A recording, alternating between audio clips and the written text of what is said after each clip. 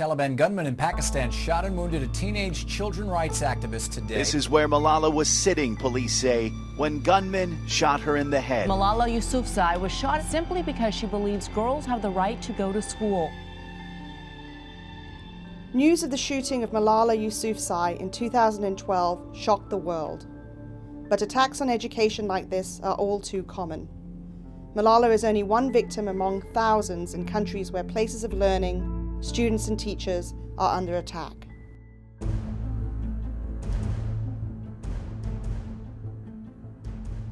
Education is a universal human right, but for many people around the world, that right is being denied. A growing number of schools and hospitals are coming under attack. The Global Coalition to Protect Education from Attack has released a report identifying a pattern of attacks on education in 30 countries worldwide between 2009 and 2013. Education Under Attack 2014 is the most in-depth, most exhaustive study to date of targeted attacks on schools and universities, teachers and students.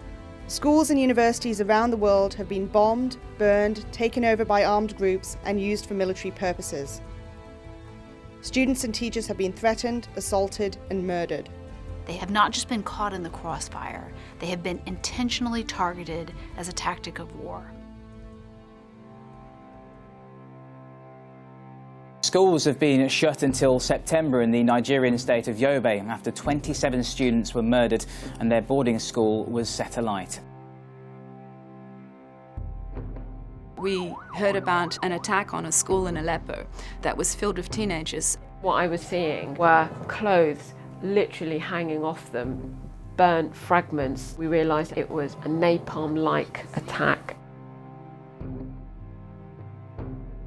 Schools are attacked because they may be symbols of government, they may be seen as imposing a foreign culture or language. Some groups oppose the education of girls. They are a soft target that is easy to attack.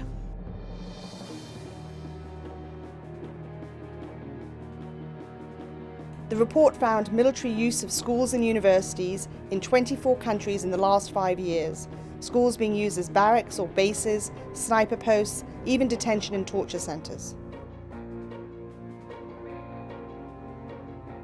The effect on children means denying them an education, or worse, putting them at risk of attack by opposing forces. Today, I would like to say again to those who attack schools, this must stop. To governments around the world, I say incorporate protections for schools, including from military use, into your legislation and military guidance. The report calls for improved monitoring and reporting of attacks, more equitable access to education, and the prosecution of perpetrators. In addition, it urges states and armed groups to implement the Luzon Guidelines, which provide clear rules to keep schools and universities off limits during armed conflict. The Taliban shot me on the left side of my forehead. They thought that the bullet would silence us,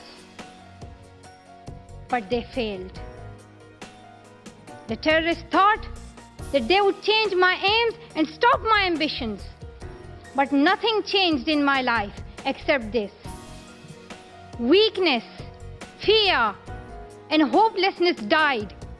Strength, power, and courage was born. This report calls on us to draw on Malala's courage and make schools and universities safe zones, even in the midst of war. It's not just the individual lives that are lost or limited. Education is critical for economic and social development.